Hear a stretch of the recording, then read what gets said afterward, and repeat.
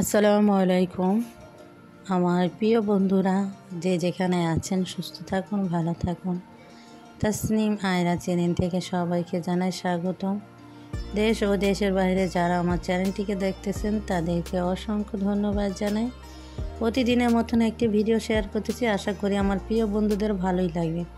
যদি ভালো লাগে অবশ্যই একটি লাইক, কমেন্ট, চ্যানেলটিকে সাবস্ক্রাইব করে পাশে থাকবেন।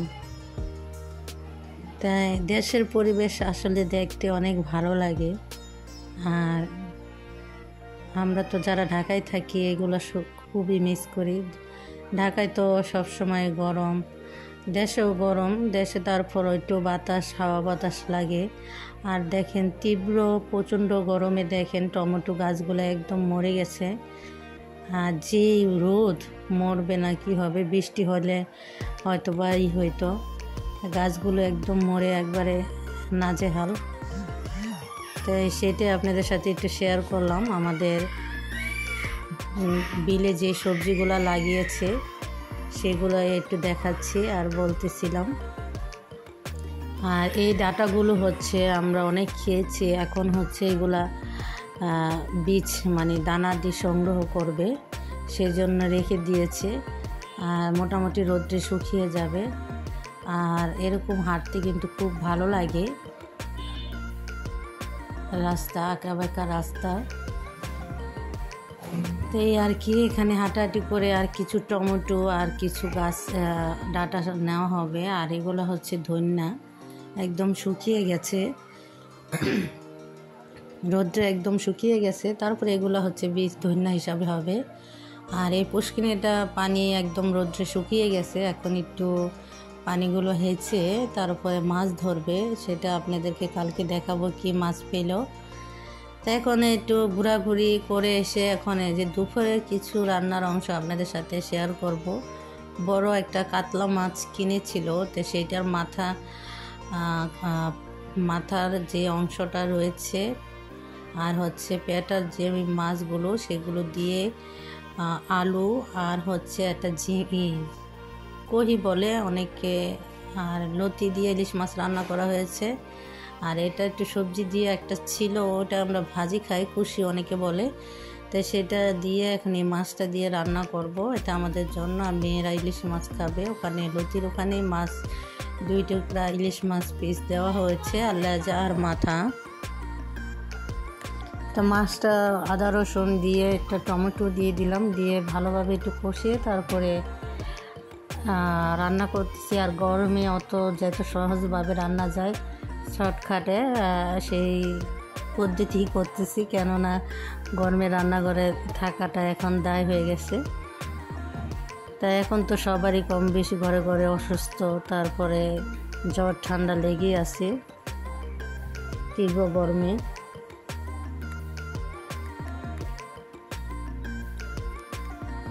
এখন এই যে ভালোভাবে কষিয়ে মশলাগুলো, হলুদ গুঁড়া যা যা লাগে দিয়ে দিচ্ছি, আর আপনাদের সাথে কথা বলতেছি। এই যে লবণটা দিয়ে দিলাম পরিমাণ মতন। আর এই গরমে রোদ্রে বাইরে বের হতেও ভালো লাগে না, স্কুলটা তো 1 সপ্তাহ আবার বন্ধ দিয়েছে। বন্ধ হওয়ার কারণে খুব ভালোই হয়েছে বাচ্চাদের, যে গরম।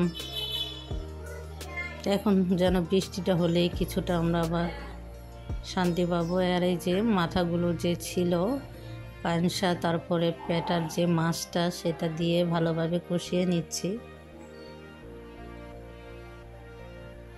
এগুলো তার মেয়েরা খাবে না, এগুলো আমরা এখন রান্না করে খাবো, মজাই হয়েছিল।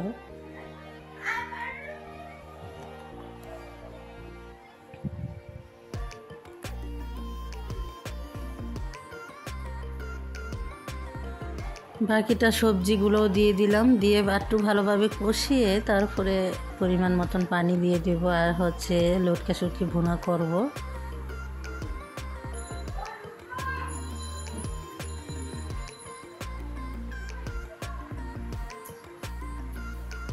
আর এটা হচ্ছে আয়রার জন্য একটু স্যুপ রান্না করতেছি, কিচ্ছু খাচ্ছে না, তো গরম গরম একটু স্যুপ রান্না করে দিলাম।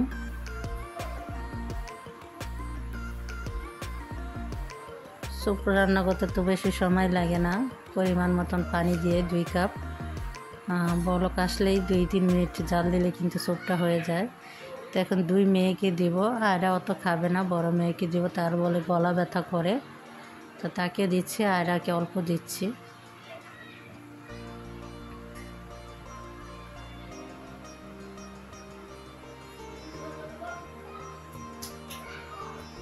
আর এই যে শুটকি ভুনাটা হয়ে গেল, লটকা শুটকি ভুনা একটু ঝাল ঝাল দিয়ে রান্না করলাম।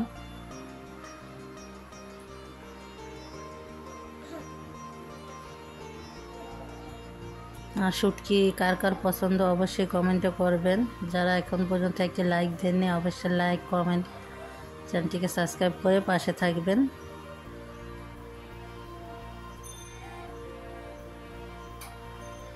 এই তো মোটামুটি কাজ আমার কমপ্লিট হয়ে গিয়েছে, এখন আর আগে গোসল করিয়ে দিব। তো এখানে আমার প্রিয় বন্ধুদের কাছ থেকে আমি বিদায় নিলাম। তোমরা সবাই সুস্থ থাকো, ভালো থাকো, আল্লাহ হাফেজ। আসসালামু আলাইকুম ওয়া রাহমাতুল্লাহি ওয়া বারাকাতুহু।